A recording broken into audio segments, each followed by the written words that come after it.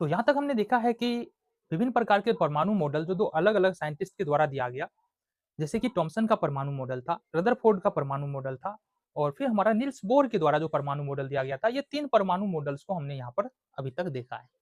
आगे जो हम देखने वाले हैं, वो देखने वाले हैं बोर-ब्यूरी योजना क्या होता है। अब बोर-ब्यूरी योजना इसलिए भी ज़रूरी है क्योंकि इससे बहुत सारी बातें जुड़ी हुई है, आगे जो हम सीखने वाले हैं। जैसे संयोजकता क्या है? अगर तुमको जानना है तो बोर-ब्यूरी योजना और इलेक्ट्रॉनिक विन्यास तुमको पता होना चाहिए। जैसे संयोजी इलेक्ट्रॉन क्या होता है? तो बोर-ब्यूरी योजना और तुमको इलेक्ट्रॉनिक विन्यास पता होना चाहिए। जैसे आयन्स कैसे बनते हैं? आगे चल के हम सूत्र बनाने वाले हैं। तो इन सारे बातों का बेस जो है वो बोर-ब्यूरी योजना और इलेक्ट्रॉनिक विन्यास है। ऐसे इलेक्ट्रॉनिक विन्यास निकालने का दूसरा भी तरीका है, बट अभी जो तरीका देखेंगे हम बोर-ब्यूरी योजना के बारे में बात करने वाले हैं। तो बोर-ब्यूरी योजना जो दिया गया था ना, ये दिया गया था यहाँ पर 1921 ईस्वी में। 1921 ईस्वी में दिया गया था निल्स बोर और चार्ल्स ब्यूरी के द्वारा। चार्ल्स ब्यूरी के द्वारा। तो ये दो व्यक्ति थे जिन्होंने बताया बोर-ब्यूरी योजना के बारे में। अब इन्होंने बेसिकली बताया क्या? अब इन्होंने बताया कि अगर हम एटम की बात करें तो एटम हमारा कुछ इस प्रकार से होता है। तुमको पता है ये हमारा नाभिक है जिसमें न्यूट्रॉन और प्रोटॉन होता है और अलग-अलग कक्षाओं में हमारा इलेक्ट्रॉन होता है। समझो बात को। अलग-अलग कक्षाओं में क्या होता है हमारा? इलेक्ट्रॉन होता है जो चक्कर लगाता रहता है। और इन अलग-अलग कक्षाओं को बोर के परमाणु मॉडल में हमने देखा था कि इन अलग-अलग कक्षाओं को हम लोग के, एल, एम, एन, ठीक है। और अगर हमारा आगे भी कक्षा बनता है तो एम, एन, ओ, पी, क्यू इस प्रकार से हो सकता है। या अगर हम बात करें तो ये 1, 2, 3, 4 इस प्रकार से हम कक्षाओं को सूचित करते हैं। तो बोर-ब्यूरी योजना हमको यह बताता है कि पहले कक्षा में इलेक्ट्रॉन कितना होगा, दूसरे कक्षा में कितना होगा, तीसरे कक्षा में कितना होगा, चौथे कक्षा में इलेक्ट्रॉन कितना होगा। साथ ही यह बताता है कि पहले कक्षा के बाद दूसरा कक्षा कब शुरू होगा, तीसरा कक्षा कब शुरू होगा और चौथा कक्षा कब शुरू होगा। यही ये बात भी हमारा बोर-ब्यूरी योजना बताता है। बेसिकली अगर बात करें तो बोर-ब्यूरी योजना जो है ना इलेक्ट्रॉनिक विन्यास बताता है। इलेक्ट्रॉनिक विन्यास बताता है।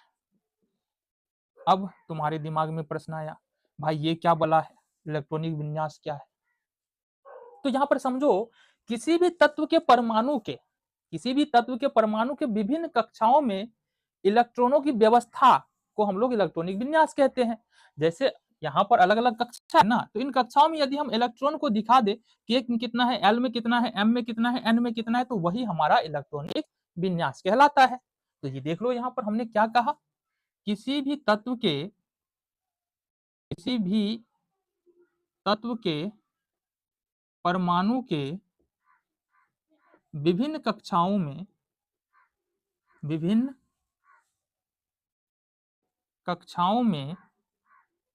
इलेक्ट्रॉनों का वितरण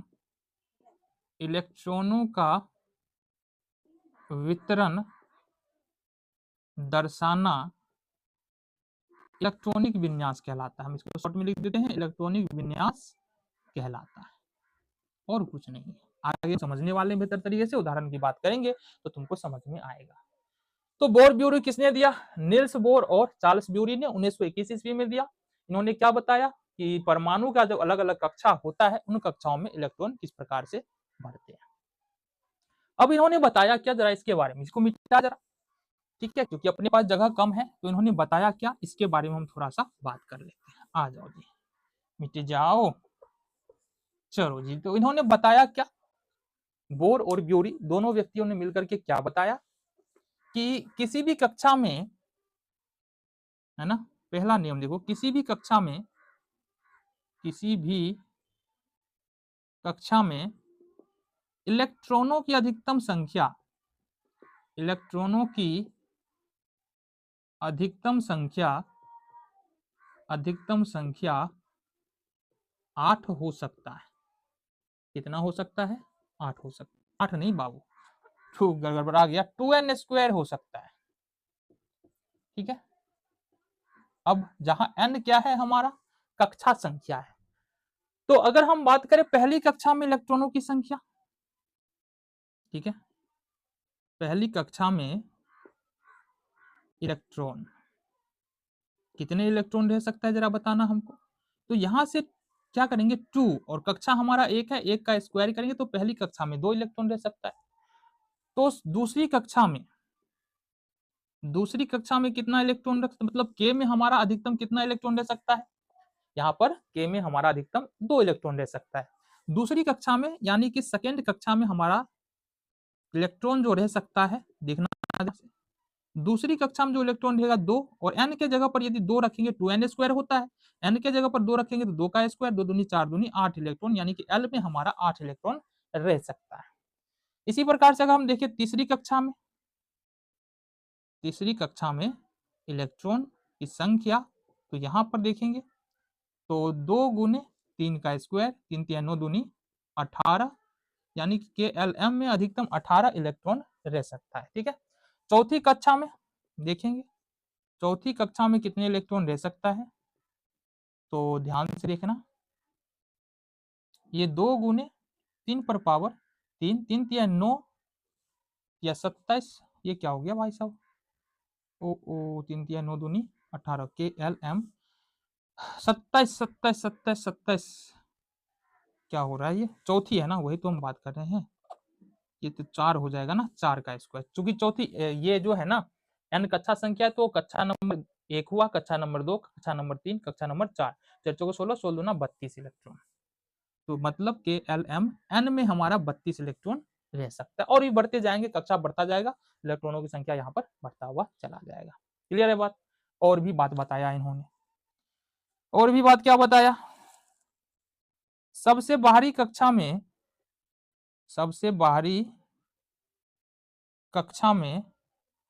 अधिकतम 8 इलेक्ट्रॉन दे सकता है, अधिकतम 8 इलेक्ट्रॉन रह सकता है। ठीक है, यानी कि अगर सबसे बाहरी कक्षा में देखेंगे तो ऐसा नहीं है कि सबसे बाहरी कक्षा अगर मान लो चौथी कक्षा है तो सबसे बाहरी कक्षा में 8 ही इलेक्ट्रॉन रह सकता है, यहाँ पर 32 इलेक्ट्रॉन नहीं होगा। ठीक है, चलो जी, तीसरा जो रूल बताया, ठीक है, कोई भी कक्षा पूर्ण भरने के बाद ही अगले कक्षा में इलेक्ट्रॉन प्रवेश करता है, अगले कक्षा में इलेक्ट्रॉन प्रवेश करता है। अब आ जाओ, ये तो कुछ बातें हैं, है ना, मतलब क्या है, किसी भी कक्षा में जितने इलेक्ट्रॉन चाहिए होता है वो भर जाएगा, उसके बाद अगले कक्षा में इलेक्ट्रॉन प्रवेश कर जाएगा। अब इस आधार पर अगर हम इलेक्ट्रॉनिक विन्यास देखें तो क्या कहा जा रहा है, किसी भी कक्षा में बेसिकली हमारा इतना ही तक का काम है। ठीक है, इतना ही तक का काम है। अच्छा, यहाँ पर पहली कक्षा यदि अंतिम कक्षा है तो उसमें केवल 2 और 2 इलेक्ट्रॉन रह सकता है। ठीक है, तो यहाँ पर अगर हम देखें इलेक्ट्रॉनिक विन्यास, यहाँ पर हमारा 1 से 20 तक का तत्व है। ठीक है, और इलेक्ट्रॉनों की व्यवस्था दिखाना है, और ये जो नंबर लिखा हुआ है 1 2 3 4 5, ये परमाणु संख्या है। क्या है, परमाणु संख्या। और अभी के लिए तुमको याद रखना है, परमाणु संख्या जो होता है ना, परमाणु संख्या ये किसके बराबर होता है, ये इलेक्ट्रॉनों की संख्या के बराबर होता है। आगे हम परमाणु संख्या के बारे में ही बात करने वाले हैं, इलेक्ट्रॉनों की संख्या के बराबर होता है। क्यों होता है बराबर, जस्ट इसके बाद हम लोग इसी के बारे में चर्चा करेंगे, तो घबराना नहीं है। तो परमाणु संख्या बराबर होता है इलेक्ट्रॉनों की संख्या।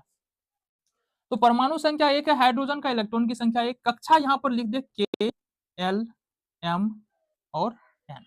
चलो जी, तो इसका मतलब यहाँ पर चूंकि एक ही इलेक्ट्रॉन है और K में अधिकतम, देखो तो K वाले कक्षा में अधिकतम 2 इलेक्ट्रॉन रह सकता है, हमारे पास एक ही इलेक्ट्रॉन है तो K वाले में हमारा केवल 1 इलेक्ट्रॉन यहाँ पर रह जाएगा। ठीक है, तो यहाँ पर हाइड्रोजन का इलेक्ट्रॉनिक विन्यास बोर-ब्यूरी योजना के अनुसार केवल यहाँ पर एक यहाँ पर लिख देंगे। ठीक है, दूसरा है, दूसरे कक्षा में अधिकतम कितने इलेक्ट्रॉन रह सकते हैं, 8, और पहले कक्षा में अधिकतम कितने इलेक्ट्रॉन रह सकते हैं, 2। तो यहाँ पर हीलियम के पास अब 2, परमाणु संख्या 2 है, मतलब इलेक्ट्रॉन 2 है, तो पहले कक्षा में यहाँ पर जो इलेक्ट्रॉन रह सकता है वो 2 रह सकता है, और ये पहला कक्षा यहाँ पर पूरी तरह से कंप्लीट हो जाएगा। अब अगर हम बात करें तीसरा लिथियम के बारे में, तो लिथियम में यहाँ पर परमाणु संख्या 3, और यहाँ पर बात करें तो इलेक्ट्रॉन की संख्या भी 3। तो पहली कक्षा में अधिकतम 2 इलेक्ट्रॉन रह सकता है जैसा कि हमने बताया, और 1 इलेक्ट्रॉन अभी भी हमारे पास बच रहा है, जो हमारा अगला कक्षा है L, उसमें प्रवेश कर जाएगा। तो इसका इलेक्ट्रॉनिक विन्यास लिथियम का 2 1 हमारा हो जाएगा, 2 1 जनरली हमेशा लिखते हैं। यहाँ पर देखेंगे बेरिलियम, बेरिलियम का इलेक्ट्रॉनिक विन्यास 4 इलेक्ट्रॉन है, 4 परमाणु संख्या 4 इलेक्ट्रॉन, पहली कक्षा में 2 इलेक्ट्रॉन आएगा, बचा हमारे पास 2 जो हमारे एल वाला कक्षा में प्रवेश कर जाएगा। तो 2-2 हमारा बेरिलियम का इलेक्ट्रॉनिक विन्यास यहाँ से निकल के आ जाता है। इस तरह से अगर हम लिखते चले जाएंगे 5, तो बोरन का परमाणु संख्या 5, इलेक्ट्रॉनों की संख्या 5, तो पहली कक्षा में 2 इलेक्ट्रॉन और दूसरी कक्षा जो बचा हुआ है एल, इसमें अधिकतम 8 रह सकता है, तो हम 3 तो डाल ही सकते हैं, बचा हुआ इलेक्ट्रॉन 3 इसमें चला जाएगा। इस तरह से देखेंगे कार्बन का परमाणु संख्या 6, इलेक्ट्रॉनों की संख्या 6, तो यहाँ पर पहली कक्षा में 2 और दूसरी कक्षा में 2, 4 इलेक्ट्रॉन बचा है, तो ये पहला 2 इलेक्ट्रॉन तो चला गया के वाले में, बचा हमारे पास 4 इलेक्ट्रॉन 6 में से, तो अभी 4 जो है इस वाले इलेक्ट्रॉन किस कक्षा में एल में प्रवेश कर जाएगा। ठीक है, नाइट्रोजन का परमाणु संख्या 7 है, मतलब इलेक्ट्रॉनों की संख्या 7 है। इस आधार पर हम कह सकते हैं कि हमारा जो इलेक्ट्रॉनिक विन्यास इसका होगा ये हो जाएगा 2 और ये 5। ठीक है, फिर ऑक्सीजन का क्या हो जाएगा, पहली कक्षा में 2, 8 है इलेक्ट्रॉनों की संख्या, पहली कक्षा में 2 और इस कक्षा में हमारा हो जाएगा 6। फ्लोरीन का 9 है, 2 हो जाएगा और ये हो जाएगा हमारा 7, 7 2 9। नियोन का देखेंगे 2 और 8। अब देखो यहां से थोड़ा सा अलग है कि दूसरी कक्षा में केवल एल वाले में 8 ही इलेक्ट्रॉन दे सकता है, मतलब नियोन तक आते आते हमारा दूसरा कक्षा भी फुल हो चुका है, अब तीसरा कक्षा में इलेक्ट्रॉन प्रवेश करेगा। तो देखो यहाँ से मैग्नीशियम हमारा ये के है, एल है, एम है और एन है।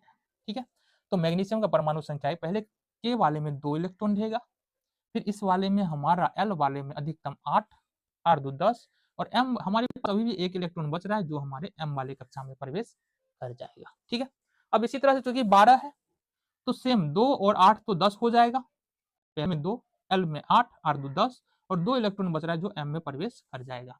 एल्यूमिनियम का देखेंगे, पहले वाले में 2, 13 इलेक्ट्रॉन है, दूसरे वाले में 8, 10 इलेक्ट्रॉन हो गया, तीसरे वाले में हम अधिकतम यहाँ पर 18 रह सकता है, तो 3 तो डाल ही सकते हैं। एम वाले कक्षा में अधिकतम 18 इलेक्ट्रॉन दे सकता है, तो 3 तो रख ही सकते हैं ना, कोई दिक्कत थोड़ी है। आ जाओ जी, चौथे सेकंड का देखो 14 परमाणु संख्या, इलेक्ट्रॉन 14, मतलब पहले कक्षा में 2, दूसरे वाले में 8 डाल दिए और तीसरे वाले में 8 2 10 और 10 यहाँ पर 4 तो डाल ही सकते हैं 18 की जगह पर। ठीक है, चलो जी, यहाँ पर फास्फोरस का देखो 15 है, इलेक्ट्रॉन 15 हो जाएगा, परमाणु संख्या 15 है, तो पहले कक्षा में 2, दूसरे कक्षा में 8 अधिकतम हो सकता है, 8 2 10 और तीसरी कक्षा में 5 तो आसानी से आ ही सकता है क्योंकि इसकी क्षमता 18 इलेक्ट्रॉन रखने की है।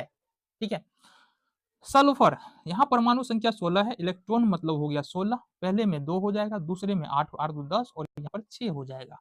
क्लोरीन पहले कक्षा में 2, दूसरे कक्षा में यहाँ पर 8 2 10 और तीसरे कक्षा में यहाँ पर 7 हो जाएगा। आर्गन दूसरे पहले कक्षा में 2, दूसरे कक्षा में 8 2 10, 10 और 8 18। तो यहाँ तक जो आर्गन तक हम देख रहे हैं ना, ये बोर ब्यूरी योजना फिट बैठता है, कोई दिक्कत नहीं है। बट आगे का जो 2 इलेक्ट्रॉनिक विन्यास है, जो पोटेशियम है 2 8 8 1 और 2 8 8 2, ये हमारा बोर ब्यूरी योजना पे फिट नहीं बैठता है, बोर ब्यूरी योजना के अनुसार इन दोनों का इलेक्ट्रॉनिक विन्यास नहीं है। ठीक है, बट होता यही है क्योंकि यहाँ पर देखो 18 इलेक्ट्रॉन आ सकता था ना, लेकिन ये चला गया एन में, 8 के बाद अगला कक्षा खुल गया, अगले कक्षा में इलेक्ट्रॉन प्रवेश कर गया 1 इलेक्ट्रॉन, फिर यहाँ पर 8 के बाद अगला कक्षा में 2 इलेक्ट्रॉन प्रवेश कर गया, तो ये बोर ब्यूरी योजना के अनुसार नहीं है। क्यों होता है हम आगे के कक्षाओं में देखेंगे, बट हमको यहाँ पर ध्यान रखना है कि इलेक्ट्रॉनिक विन्यास इस प्रकार से हम लोग निकाल सकते हैं। तो ये हमारा हो गया कहां तक, 1 से 20 तक का हमारा इलेक्ट्रॉनिक विन्यास निकल गया। आगे देखते हैं हम परमाणु संख्या और द्रव्यमान संख्या